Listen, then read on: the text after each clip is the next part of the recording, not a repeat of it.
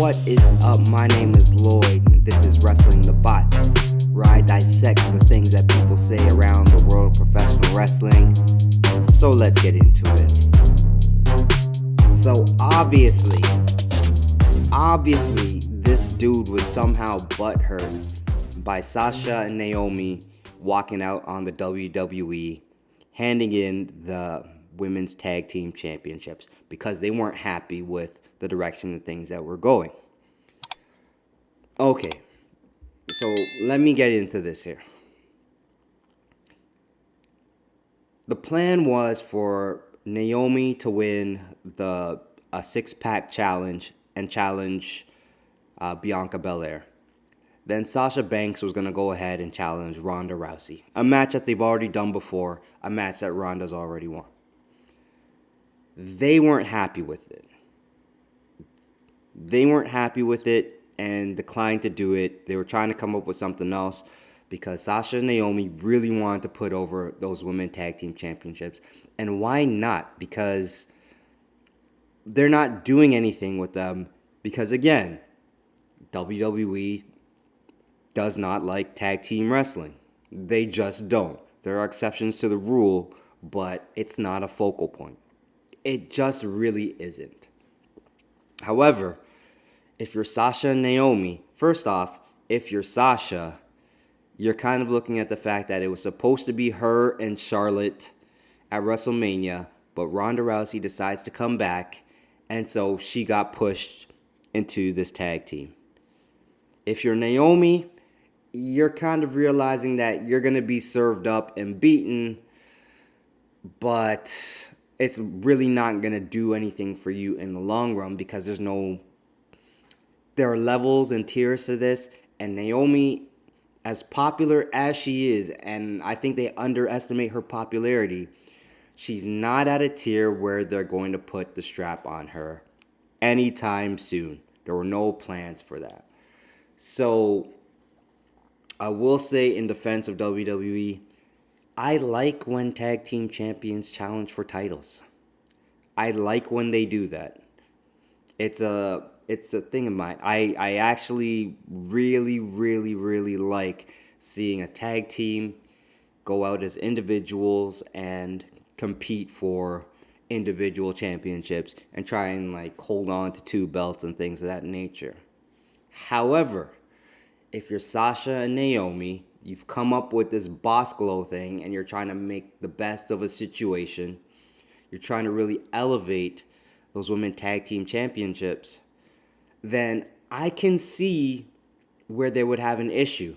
And they want to face Nikki Ash and Doudrop, which is conflicting reports because WWE put out a statement saying that, they didn't want to work with two people that were in the match, which kind of singled out Nikki Ash and Doudrop. So they lied about that.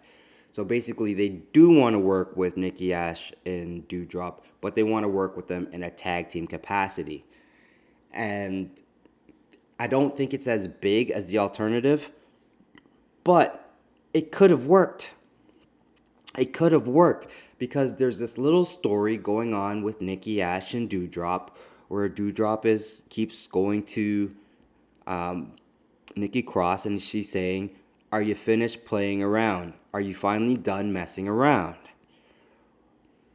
It seems like there's a transformation that's happening between those two, which could be pretty interesting. If finally the name Doudrop is dropped, which is why I called her Doudrop here. Normally I wouldn't, but for the sake of where this is going, if they drop the name Doudrop, if they drop the whole Nikki Ash thing, and they become once again Piper Niven and Nikki Cross, then it becomes interesting. Then it's not a joke team that you're beating in 4 minutes.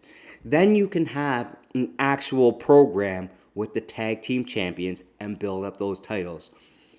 But WWE's plans were to not have them do anything with those for the next 2 months while they built up the pay-per-view.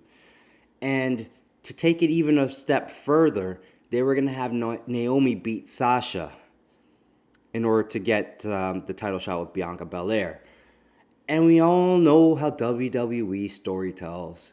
So this was just going to lead to probably Sasha turning heel and Naomi and Sasha having, I don't know, a feud for however long it was going to last.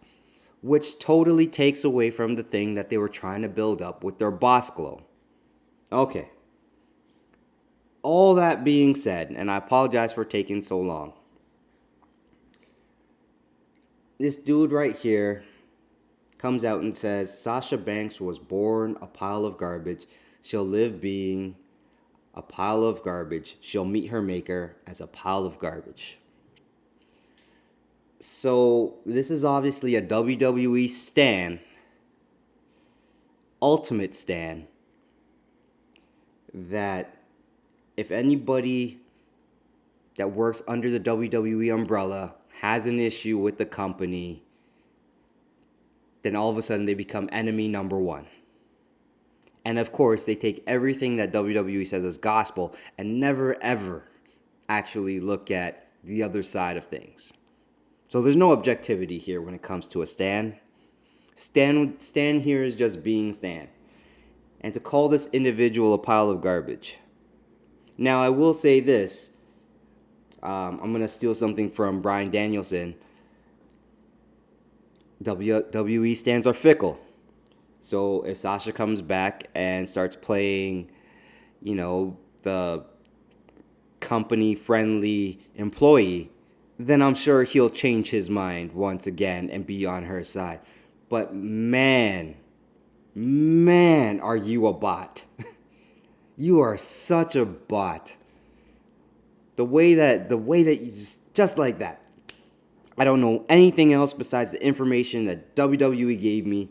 WWE gave me a release. WWE went and announced and buried them on SmackDown, and now I am on their side. Wow. Wow, you're a bot.